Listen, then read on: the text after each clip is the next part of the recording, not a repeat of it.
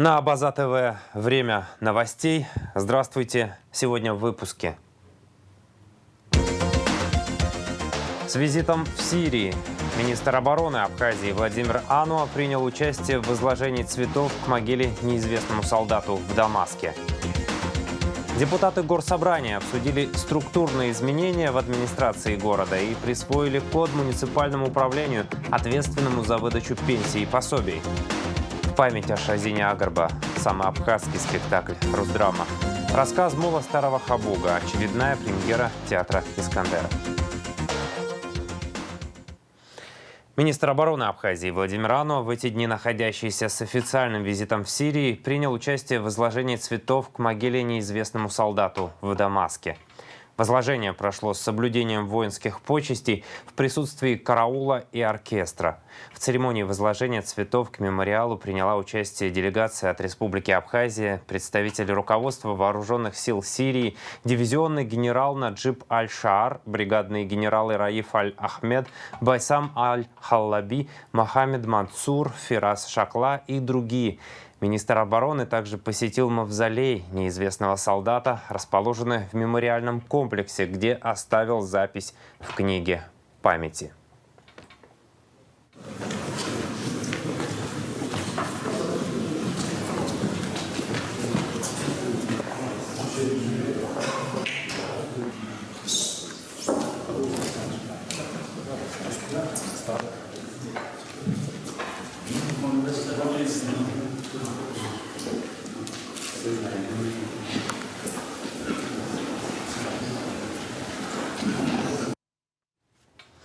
Премьер-министр Сирийской Арабской Республики Хусейн Арнус принял руководителя торгового представительства Республики Абхазия в Российской Федерации Олега Барцыц.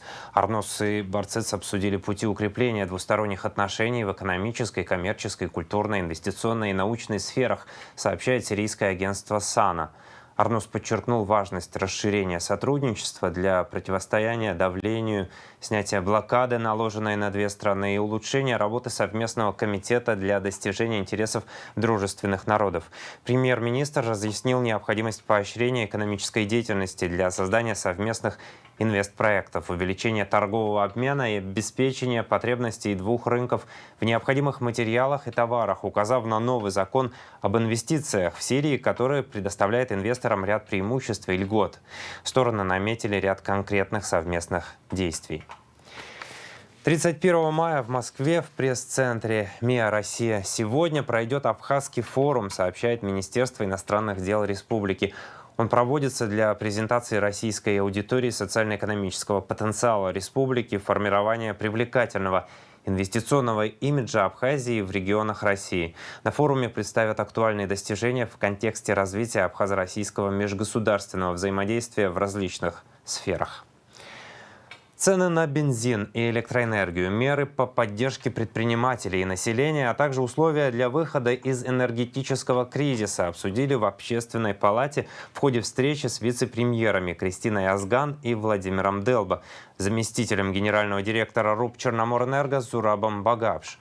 Слово Надежде Боровиковой. Открывая встречу, секретарь Общественной палаты Гули Кичба, а также член Общественной палаты Леонид Ося обозначили круг вопросов, которые хотели бы обсудить с приглашенными представителями исполнительной власти. Среди них повышение цен на ГСМ, продукты питания, медикаменты и новые тарифы на электроэнергию. Вице-премьер-министр экономики Кристина Озган начала с вопроса формирования цен на бензин, отметив, что в этом вопросе, как во многих других, Абхазия зависит от ситуации в России и в мире. Порядок реализации нефтепродуктов на экспорт формируется по нескольким условиям, в том числе это возмещение так называемых расходов на объемы нефтепродуктов, реализуемых на экспорт, которые были введены в 2019 году, так называемый демпфер, а также те условия, которые помогали республике удерживать цены на нефтепродуктов ниже, чем в Российской Федерации, это соглашение о режиме торговли. Но, к сожалению, изменившиеся условия налогообложения в Российской Федерации в начале 2022 года и в 2021 году году, к сожалению, привели к тому, что льгота, которой пользовалась Республика Абхазия в рамках поставки нефтепродуктов, значит, не облагаемых таможенными пошлинами, фактически минимизировала этот уровень нагрузки и свела его фактически на очень минимальную разницу. А величина демпфера в связи с высокой волатильностью стоимости биржевых индексов, а также непосредственно стоимости доллара, привела к обратному эффекту и значительно увеличила эту разницу. Демпфер, о котором говорит Кристина Озган, это механизм, смягчающий колебания цены на нефть, утвержденный в России в 2019 году. По сути, государство и нефтепромышленники договорились, что если за рубежом цена на нефть высокая, то правительство компенсирует сумму, которую теряют нефтяники, не поднимая цены на бензин для россиян. А если цены на бензин в России становятся выше экспортных, то тогда наоборот. Нефтяные компании сами перечисляют деньги в бюджет. Так как в бюджете Абхазии нет ресурсов для подобных компенсаций, в отношении импортеров нефтепродуктов правительство применило другой механизм. Установлен размер предельных надбавок, что ограничивает прибыль компаний, но позволяет удерживать цену на бензин в заявленных пределах. Что касается вопроса неприменения демпфера в отношении нефтепродуктов, реализуемых в Абхазию, хочу сказать, что еще с сентября прошлого года правительство Республики Абхазия обращалось непосредственно российской стороне об изменении данного порядка. Но учитывая, что речь идет о значительных финансовых ресурсах, пока еще данный процесс находится в режиме согласования. Повторные обращения также были и в 2022 году, и мы сейчас активно эту работу проводим. Конечно, рассчитываем на то, что данное решение будет принято. И тот механизм ценообразования, который сейчас применяется, в случае, если такое решение будет принято, оно абсолютно адекватно будет реагировать на понижение. Говоря о повышении тарифов на электроэнергию, Кристина Озган отметила, что данное решение было принято еще в 2012 году, но не исполнялось. При этом уже тогда, 10 лет назад, существующий тариф не был экономически обоснованным и не позволял Черноморэнерго эффективно функционировать и развиваться. Новый тариф, принятый в текущем году и вступающий в силу с 1 июля, также не является экономически обоснованным, поэтому цены на электроэнергию в Абхазии неизбежно будут расти. Понятно, что привести экономически обоснованный тариф единовременно, утвердив его в течение 1 года, конечно, такое решение никто принять не мог, и это было бы неправильно с точки зрения, значит, понимания сложившейся социальной ситуации в республике и возможностей наших граждан. Поэтому предусмотрен 5-летний период, значит, плана поэтапного повышения тарифов с учетом доведения его в 2026 году до экономически обоснованного. Понятно, что в течение года, в течение 2 Черноморэнерго не сможет мобилизовать средства в объеме 100% от предоставленных услуг в сфере энергетики, но тем не менее задача стоит, соответственно, по мобилизации данных ресурсов для того, чтобы у компаний появились финансовые средства. Параллельно с повышением тарифа за счет государства будут установлены приборы учета, пересмотрен список льготников, а также введена компенсация предоставляемых Черноморэнерго льгот из бюджета республики, чего никогда до этого не было. И при поддержке Российской Федерации в соответствии с уже разработанным планом будет проводиться модернизация сетей. Вы знаете, что у нас с профильным министерством Российской Федерации согласован план мероприятий по модернизации и определению объемов финансирования. Соответственно, в рамках этих мероприятий мы сейчас согласовываем с российской стороной перечень этих мероприятий. По нашей инициативе в конце апреля здесь присутствовали, к нам приезжали в командировку специалисты технической инспекции, которые непосредственно с Черноморэнерго сформировали такой перечень мероприятий, который мы должны начать реализовывать уже в 2022 году и, соответственно, до 2025 года включительно. Говоря о повышении цен на все виды товаров, Кристина Озган рассказала о мерах поддержки абхазских импортеров, принятых правительством республики. В рамках финансовых возможностей бюджета Республики Абхазия мы в марте, в апреле, соответственно, приняли пакет мер господдержки, которые были направлены на, значит, оказание поддержки субъектам предпринимательства предпринимательской деятельности, осуществляющим поставки в Республику Абхазия. Как вы знаете, в республике практически ничего не производится, за исключением нескольких позиций, и все фактически импортируется. И та нагрузка, которая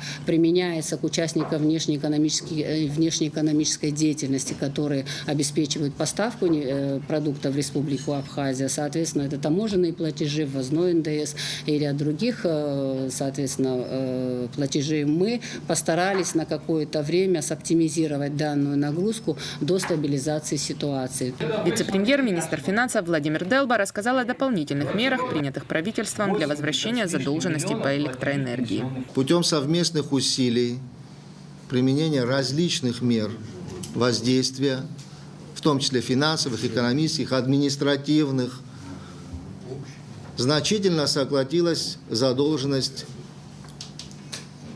у юридических лиц. Значительно сократилась задолженность.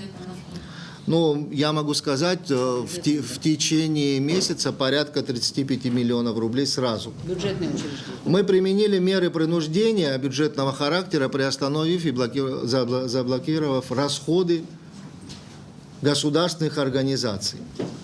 То есть придали приоритетность этим расходам.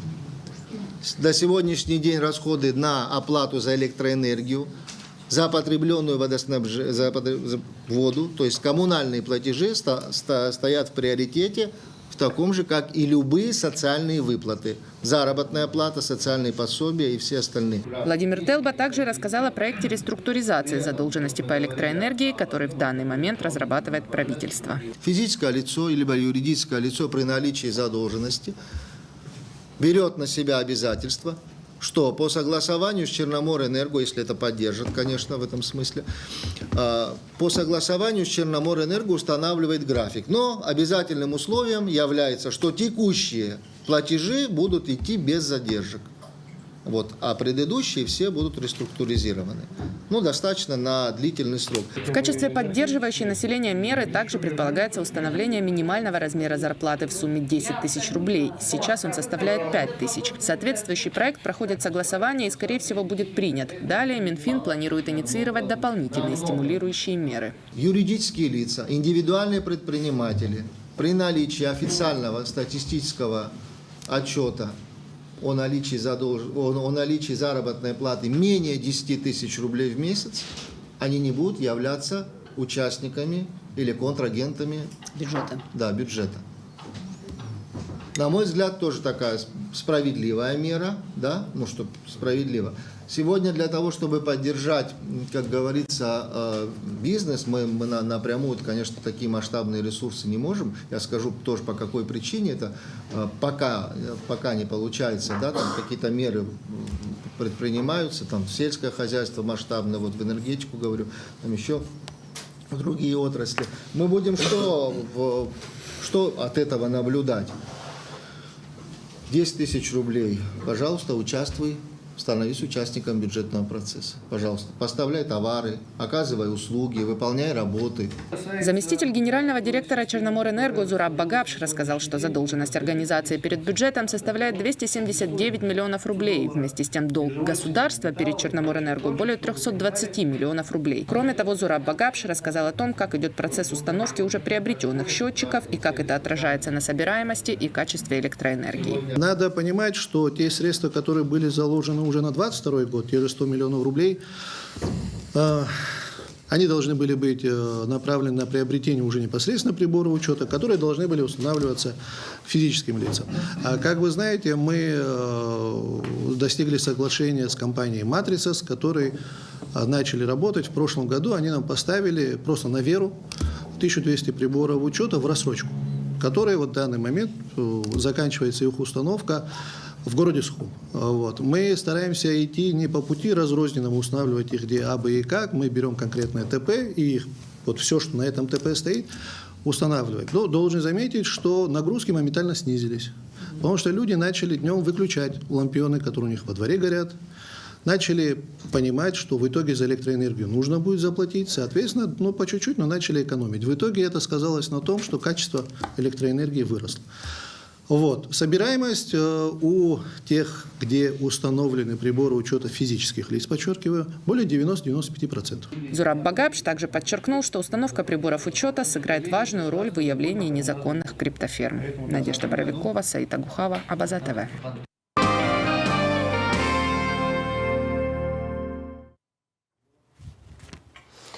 26 мая общественные организации «Русская община Абхазии», «Черноморское казачье войско Абхазии», «Союз казаков Абхазии» и «Казаков-ветеранов боевых действий», Фонд развития взаимоотношений между Абхазией, ЛНР, ДНР и Россией, Отечество и Абхазское казачье общество выступили с заявлением в связи с высказыванием депутата Государственной Думы России Леонида Калашникова о русском языке в Республике Абхазия. Мы, граждане Абхазии и граждане России, соотечественники, проживающие в республике, от лица своих организаций и себя лично официально заявляем, что русский язык в Абхазии не подвергается никаким ущемлениям и нет никаких угроз его исчезновения, отмечается в заявлении. Русская община Абхазии, казачество Абхазии и Фонд Отечества расценивают высказывание председателя комитета Госдумы Леонида Калашникова о положении русского языка в Абхазии как недопустимые и недружественные по отношению ко всему многонациональному народу Абхазии. Российские соотечественники, живущие в Абхазии, считают, что русский язык наряду с абхазским языком конституционно и законодательно защищен и активно используется среди граждан Абхазии и вносит свой вклад в межнациональное общение и культурно-образовательное развитие суверенного независимого абхазского государства. Конец цитаты. Вместе с тем, российские соотечественники рассчитывают на то, что в будущем в законодательстве республики будет юридически закреплена квота для нескольких русских депутатов парламента, чтобы они могли представлять интересы 22-тысячной русской общины в Абхазии и укреплять абхазо-российские дружеские отношения. Сухумское высшее общевойсковое командное училище проводит набор абитуриентов по специальности боевое применение мотострелковых подразделений, а также по гражданской специальности менеджер по управлению персоналом. Срок обучения 4 года. По окончании училища выпускникам присваивается воинское звание лейтенант. Прием документов проводится в военных комиссариатах по месту жительства до 10 июня. В рамках исполнения закона об оружии Министерство внутренних дел осуществляет функции по контролю в области оборота огнестрельного оружия. Смотрите материал пресс-службы МВД. В рамках исполнения закона Республики Абхазия об оружии, вступившего в силу с 1 марта 2021 года, Министерство внутренних дел Республики Абхазия осуществляет функции по контролю в области оборота оружия. Гражданам выдаются бланки нового образца, которые соответствуют многоуровневой степени защиты документа. Электронный реестр учета огнестрельного оружия ведется на базе унифицированного программного обеспечения в Центре обработки данных МВД Абхазии. Учет гражданского, служебного, спортивного и иного вида оружия, подлежащего регистрации, а также боеприпасов к нему осуществляет отдел лицензионно-разрешительной системы Управления общественной безопасности Министерства внутренних дел Республики Абхазия. Данное подразделение выдает в установленном порядке лицензии на приобретение оружия, лицензии на импортные и экспортные процедуры с оружием, разрешение на хранение и ношение регистрируемых видов оружия, а также в установленном законном порядке аннулирует лицензии и разрешение осуществлять изъятие оружия и патронов к нему. Действующим законодательством установлен порядок проведения контрольного отстрела из гражданского и служебного огнестрельного оружия с нарезным стволом и технических требований данного процесса, а также порядок учета пуль и гильз. В Министерстве внутренних дел Абхазии функционирует программно-аппаратный комплекс автоматизированной баллистической идентификационной системы АБИС «Арсенал», который предусматривает введение электронной пули-гильзотеки большого объема, а также идентификацию стрелянных боеприпасов и автоматизацию проводимых экспертиз. Процесс регистрации огнестрельного оружия, согласно законодательству, предусматривает обязательный отстрел идентифицированных боеприпасов. Просим граждан, обладающих ранее учтенным оружием, в обязательном порядке пройти данную процедуру. В случае неисполнения установленных законных норм оружие будет изыматься. С заявлением о регистрации незарегистрированного оружия, заявлением о перерегистрации оружия, а также с заявлением о получении лицензии на приобретение огнестрельного оружия необходимо обращаться в отдел лицензионно-разрешительной работы Управления общественной безопасности МВД Республики Абхазия. Любое из вышеперечисленных заявлений рассматривается уполномоченным органом в течение 5 рабочих дней. На очередном заседании Сухумского городского собрания депутаты обсудили структурные изменения в администрации города и присвоили код муниципальному управлению, ответственному за выдачу пенсий и пособий.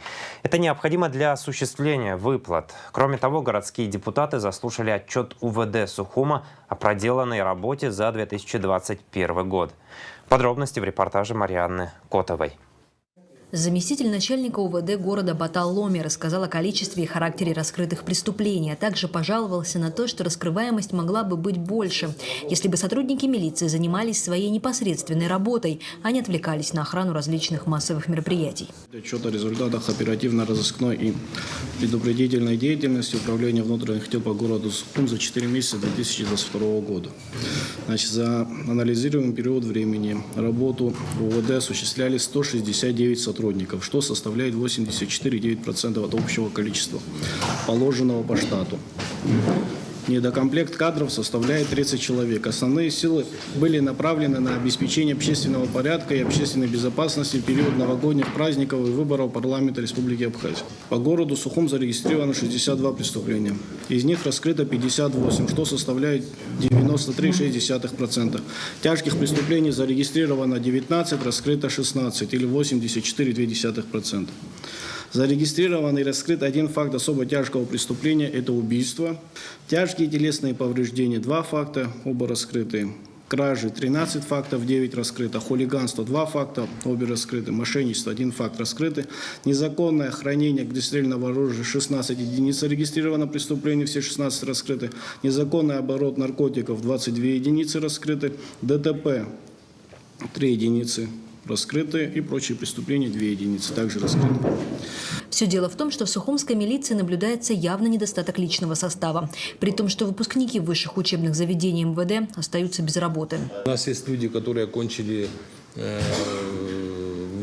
высшие заведения в Российской Федерации, которые из-за этих ограничений, вернее сокращений, которые находятся без работы, мы вызываем, разговариваем, смотрим, изучаем, кто где учился, в каком университете, кто как окончил и что он из себя представляет. Мы изучаем и тихо-тихо мы набираем.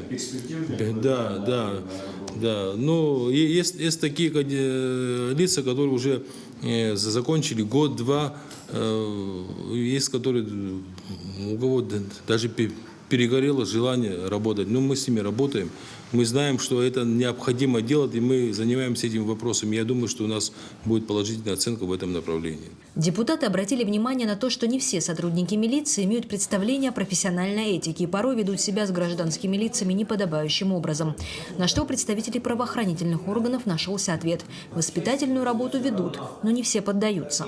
У нас есть клуб на 3-м этаже, где мы в неделю по возможности 2-3 раза проводим какие-то лекционные занятия. Мы зачитываем нормативные акты, которыми они должны регламентировать свою работу. В первую очередь, как обращаться с гражданами, как себя вести, этика общения. Да. В этом направлении мы сами знаем, что эти слабые моменты в нашей работе, мы особое внимание отводим всем этим вопросам. Но есть которые понимают, учатся, а те, которые есть, которые неуправляемые, мы уже стараемся от них избавляться, если честно сказать. Вторым пунктом повестки в городском собрании был вопрос присвоения кодов новым муниципальным учреждениям, которые образовались на базе городских управлений. Долгие годы структура администрации столицы функционировала вопреки закону, регламентирующему деятельность управлений. Сегодня эту систему почти привели к правовым нормам, но остаются нерешенные вопросы, которые в силах решить члены городского собрания. Все управления, которые есть у нас сегодня, управление образования, управление культуры, управление здравоохранения, мы их ликвидируем, так как их форма не соответствует законодательству. На базе них мы откроем муниципальные учреждения, как сказать, которые будут распорядители технически заниматься. То есть здесь смысл в чем? Политику в сфере той или иной, того или иного направления определяет, грубо говоря, департамент или орган, который входит в аппарат. А всю техническую распорядительную работу будут осуществлять эти муниципальные учреждения. То есть если брать, скажем, управление образования, то есть сегодня существует форма как управление образования города Сухум. оно ликвидируется. На базе этого управления организуется муниципальное учреждение управления образования города Сухум. В это учреждение будут входить филиалы, детские сады, школы, ну и иные образовательные учреждения, которые входят в состав управления образования. Будет звучать так. Филиал муниципального учреждения управления образования города Сухум, школа номер 2, допустим. Вот. А в администрации города будет департамент, который вот сейчас недавно в распоряжении главы был создан, департамент по социальным вопросам, да, социальный департамент, так официально называется, в состав которого будут входить специалисты по всем направлениям социального вот именно направления. То есть это образование, здравоохранение, культура, спорт и соцвыплаты. Да, вот эти. То есть, соответственно, вот эти специалисты будут входить в этот департамент, будут подчиняться начальнику департамента. Вот такая картина была изначально у нас сложена, к которой мы сейчас двигаемся. То есть вот так вот. В связи с этим, что нужно было создавать новые муниципальные учреждения, мы обратились, значит, к вам, чтобы новым организациям, которые будут уже созданы, вернее, нужно будет присвоить коды. Вот такой вопрос. Эти коды необходимы для того, чтобы в организации стали поступать финансовые средства. Однако городские депутаты недовольны тем, как администрация города выстроила новую структуру. В администрации города предлагают назначить одного руководителя департамента, который будет ведать делами новых муниципальных учреждений и отчитываться за них перед горсобранием. Но такой вариант не устраивает горсобрание. По мнению юристов, возможно сделать так, чтобы ответственными перед народными избранниками, а значит и населением города, оставались те же руководители. Мы же сказали, что те, кто управление возглавлял, они уйдут в муниципальное учреждение. Да? Например, начальник управления образования теперь будет главой муниципального учреждения. Никто не мешает разделить ставки, одну ставку, 0,5 она будет или он будет начальником этого муниципального учреждения, и 0,5 ставок в департаменте курировать должностным лицом образования. По словам юриста, то, как предлагают строить работу новых муниципальных учреждений, усиливает власть главы города и уменьшает возможности горожан контроля за деятельностью муниципальных учреждений. У наших жителей возникли вопросы по здравоохранению. Они приходят к депутатам и говорят, вот в администрации что-то не так там в поликлинике пошло, к примеру, да, и депутат должен вызвать должностное лицо, ведающим здравоохранением, чтобы задать эти вопросы. По закону у нас контролирующие функции, у нас. Мы должны звать сотрудников администрации, чтобы они отчитывались перед нами, я имею в виду городским собранием, а городское собрание отчитывается перед людьми, которые их выбрали. Вот эта связь потеряна. Понимаете, мы сейчас этой структурой покушаемся на полномочия органов местного самоуправления. То есть мы теперь не можем звать должностных лиц, которые не справляются с какой-то сферой, потому что они уже не в структуре. В ходе заседания в городском собрании депутаты проголосовали за присвоение только одного кода муниципальному учреждению, которое ответственно за выдачу социальных пособий. Остальные остались пока без кодов. До тех пор, пока не придут к консенсусу городская администрация и городское собрание. Марьяна Котова, Сосрыкова Бухава, Абаза ТВ. Спикер Народного собрания Лаша Ашуба поздравил председателя Церковного совета Абхазской православной церкви иерея Виссариона Апля с днем рождения. В поздравлении, в частности, говорится: «Ваш сложный жизненный путь является примером искреннего стремления служить народу, заботы о его духовно-нравственном просвещении и здоровье. Выражаем вам, ваше преподобие, глубокую признательность за личный вклад в развитие конструктивного диалога церкви и государства. Высоко ценим ваше доверие, проявляемое к депутатам Народного собрания парламента республики при общении с ними по самым насущным вопросам, волнующим церковь и наш народ». Конец цитаты.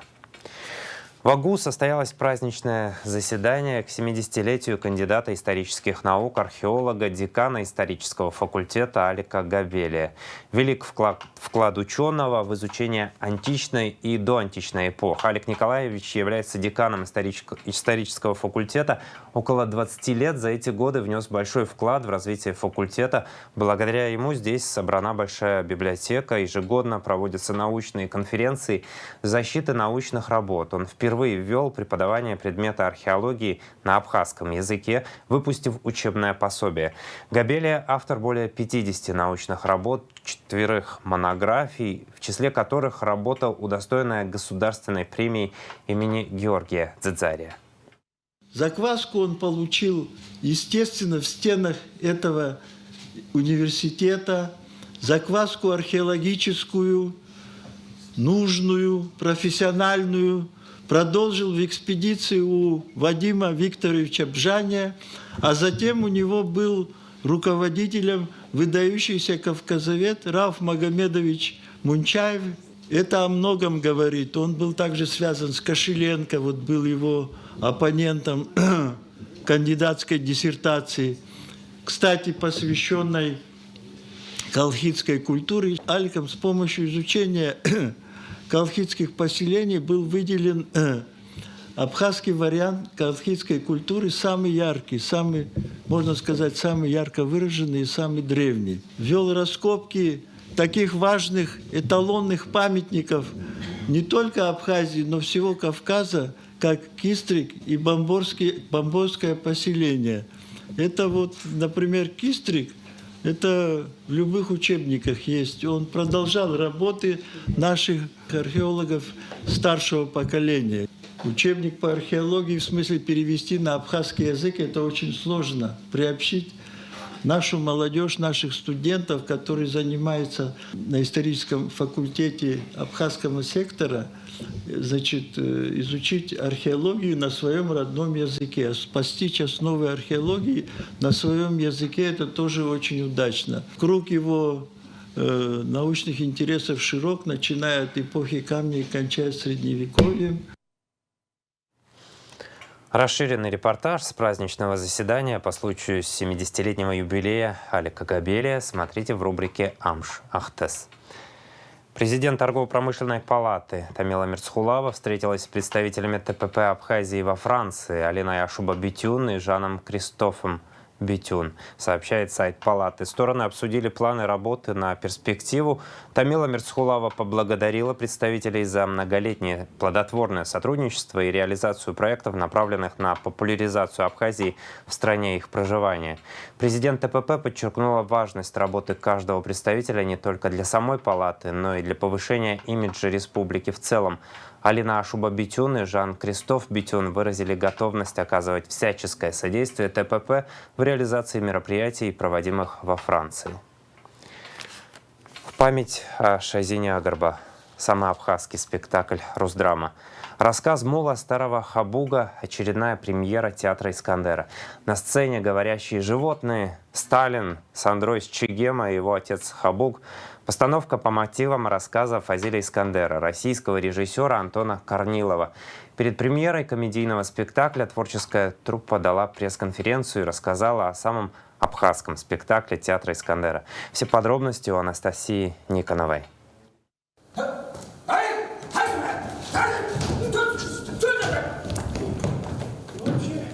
Тонкий и неповторимый юмор Фазиля Искандера вновь на сцене Русдрама. На этот раз это комедия, рассказ Мула Старого Хабуга, где главное повествующее лицо – говорящий мул.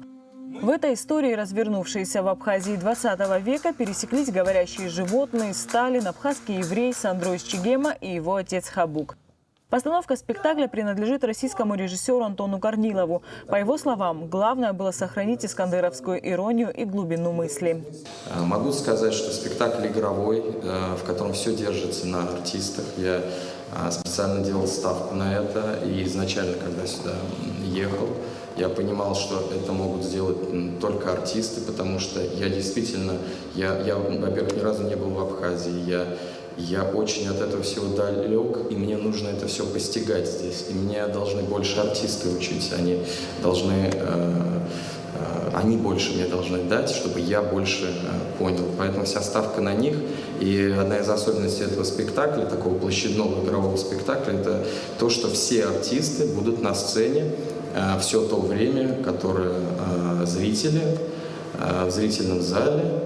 И артисты все то же время будут, все будет происходить на глазах. В этом смысле мы вот будем вместе, не выключаясь, одним актом. Говорящего мула в спектакле играет актер Кирилл Шишкин. По его мнению, через юмор в этом спектакле затронуты. И действительно, на мой взгляд, спектакль получается каким-то теплым, каким-то светлым. И несмотря на всю свою смешливость, да, на какую-то иронию и юмор, все-таки затрагиваются очень серьезные и какие-то важные вещи, о которых мы, к сожалению, как люди, как человеки, порой забываем. Оказывается, что во многом, не знаю, к сожалению, может быть, к счастью, а во многом, что животные, они гораздо человечнее, чем люди. И вот про эту человечность, мне кажется, не стоит забывать. А вот старого хабуга, хозяина мула, играет Джамбул Жордания. По словам актеров, в спектакле можно похулиганить и задать то настроение, которое хотел передать читателю в своем рассказе Фазиль Искандер. Правда, у нас практически сразу задалась вот эта вот атмосфера, которая позволяла нам в хорошем понимании этого слова хулиганить, для того, чтобы найти то настроение, которое создается именно в этом произведении. Ведь самое главное, когда мы беремся за какой-то материал, именно сохранить то, что автор заложил, а мы должны транслировать это в иной форме, в визуальной, визуализировать и еще и настроение, конечно, сохранить. Вот это наша задача. Генеральный директор Русдрама Иракли Хиндба признается, что ходит на каждую репетицию и наслаждается юмором спектакля и игрой актеров. Он же назвал постановку самым абхазским спектаклем Русдрама, отметив, что она в память о директоре фонда Искандера Шазине Агарба. И я горжусь тем, что мы реализовали этот план, потому что еще год назад, как вы помните, была у нас в нашем театре лаборатория «Сандро». Это режиссерская лаборатория, которую мы организовали совместно с фондом Фазиля Искандера, фонда культуры Фазиля Искандера «Стоянка человека». И там, кстати, это было, наверное, последнее публичное такое крупное мероприятие, в котором принимала участие и к которому имела отношение Шазина Агарба, директор этого фонда, которая недавно ушла из жизни. И она с большой радостью тогда отметила, что именно этот эскиз, как ей кажется, будет иметь хорошую театральную судьбу. И тогда и зрители, и вообще в целом экспертный совет, у нас был очень представительный экспертный совет, выбрали именно этот эскиз из 4 представленных. И поэтому я, конечно, эта работа, конечно, для меня и для нашего театра, ну, это своего рода как посвящение памяти Шазина Агарба, безусловно. Но самое главное, что это работа, которая сегодня, вот она рождается, уже буквально через 2 дня будет премьера. Это работа, которая, мне кажется, очень нужна сегодняшнему зрителю. Премьера спектакля по мотивам рассказа Фазиля Искандера «Рассказ мула старого хабуга» состоится 29 и 30 мая. Билеты в кассе Русдрама. Анастасия Никонова, Инала Бухала, Абаза ТВ. Гость очередного выпуска передачи «Амтаялнах» на Абаза ТВ, заслуженная артистка Абхазии, директор Сухумского культурно-просветительского училища Сира Авицба.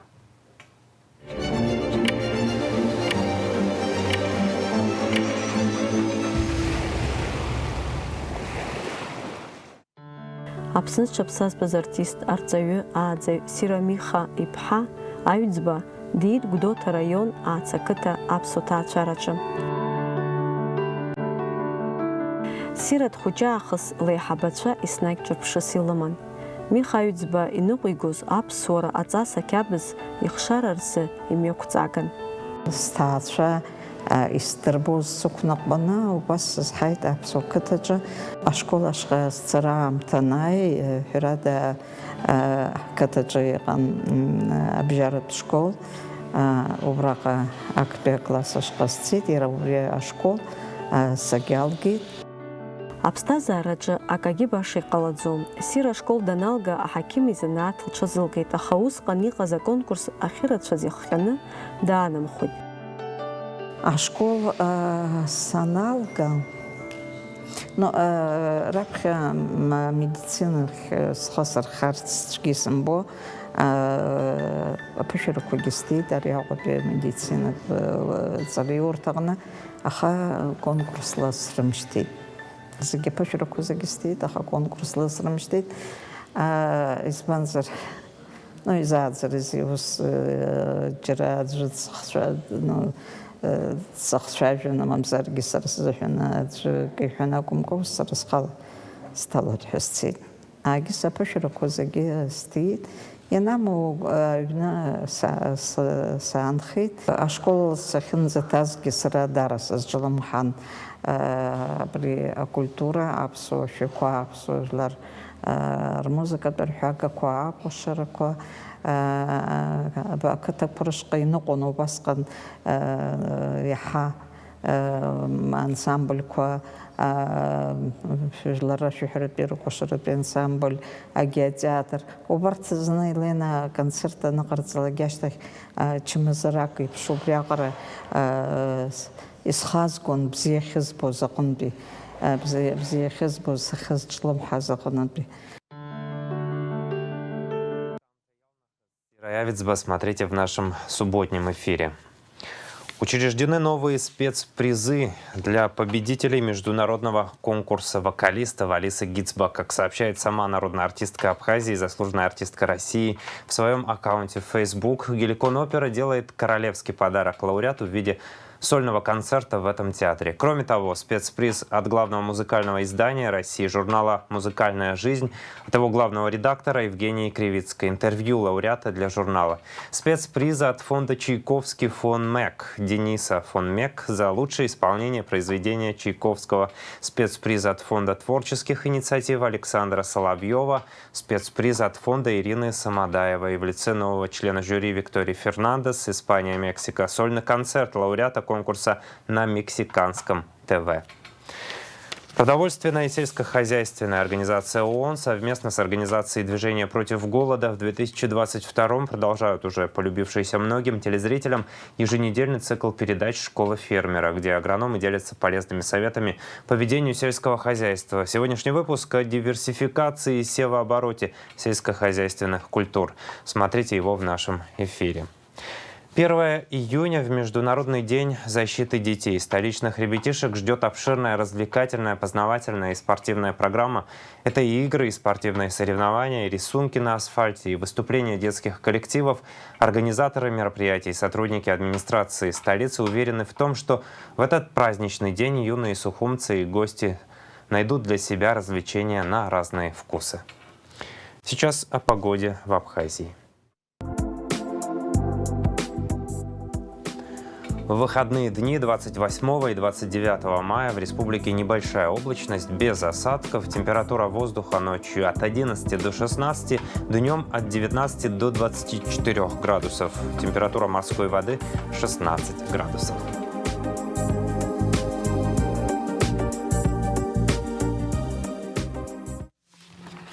На этом выпуск завершен. За развитием событий следите вместе с нами. До встречи в эфире. Удачных выходных.